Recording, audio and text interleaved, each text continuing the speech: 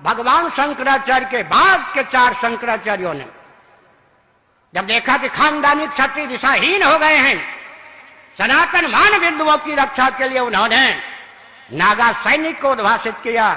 मैं बड़े लाड़ प्यार से अपनत से पूछना चाहता हूं, वो नागा सैनिक अपने लक्ष्य पर अडिग हैं, करोड़ों किलोमीटर दूर भटक गए, बहुत दूर चले गए।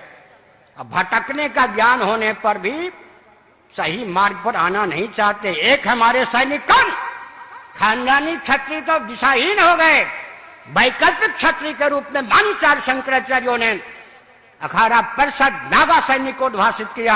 आज नागा सैनिक हैं लक्ष्य से सुदूर। 300 वर्ष पहले मान्य गुरु गोविंद सिंह जी ने हिंदू धर्म की रक्षा के लिए खालसा पंथ बनाया। आज लाखों की संख्या में विश्व में सिख हैं, सैनिक हैं, लेकिन सनातन मान बिंदु की रक्षा के लिए नहीं है।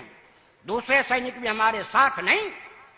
तीसरे सैनिक हेडगेवार जी ने आरएसएस को ख्यापित किया, एक दल का प्रचारक बन के आरएसएस रह गया।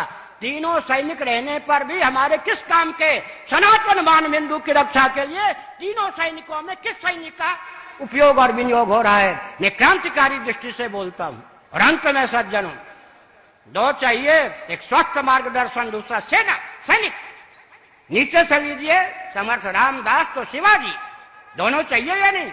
व्यासपीठ तो शासन तंत्र, आगे लीजिए चंद्रगुप्त, उधर चाणक्य तो चंद्रगुप्त, आगे कुमारिल भट्ट या शंकराचार्य तो सुधन्वा जी, और आगे चलिए उधर धौम्य जी या व्यास जी तो युधिष्ठिर जी, श्री कृष्ण जी, और आगे चलिए वशिष्ठ जी तो राम जी, और आगे चलिए भृगु जी तो पृथु जी, और आगे चलिए नारद जी तो ध्रुव जी।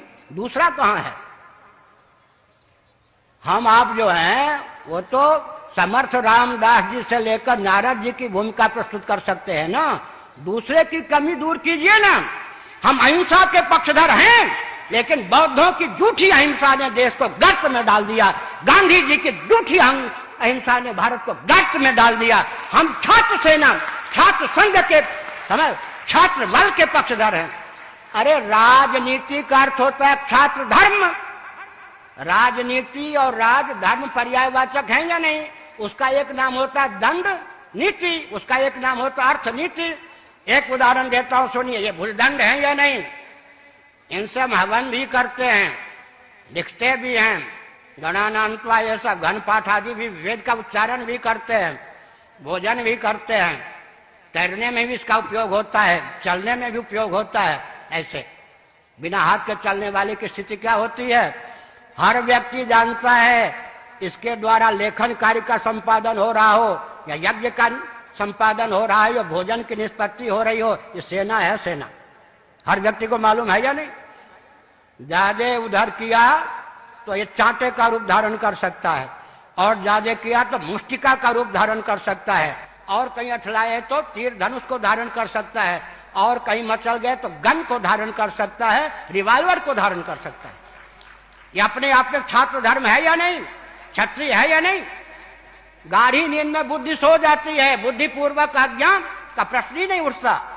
लेकिन मच्छर काटने आ जाए तो छात्र धर्म का निर्वाह करने के लिए भुजदंड अपने आप उठता है या नहीं? परंपरा प्राप्त निसर्ग सिद्ध संस्कार संवेद या भुजदंड अपने आप पहुंच जाता है। मच्छर चपेट में आ जाए तो उसका कचूमर निकल जाता है, और भाग जाए तो कम से कम इसके द्वारा खुजला लेते हैं।